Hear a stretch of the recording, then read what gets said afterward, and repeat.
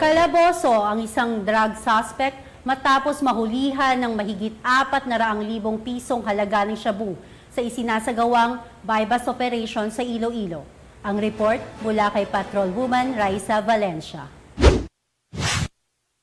Nasabat ang nagkakahalagang 408,000 pesos na iligal na droga sa isinagawang drug bypass operation sa Barangay Desamparados, Haro, Iloilo, ito lang ikawalo ng Hunyo taong kasalukuyan. Ayon kay Police Lieutenant Nick Gallego, team leader ng City Drug Enforcement Unit, naaresto sa operasyon ng isang suspect na kinilalang si alias Toto Jury, residente ng nasabing barangay na dating nakulong dahil sa kaso ng iligal na droga noong nakaraang taon at nakalaya dahil nakapagpiyansa.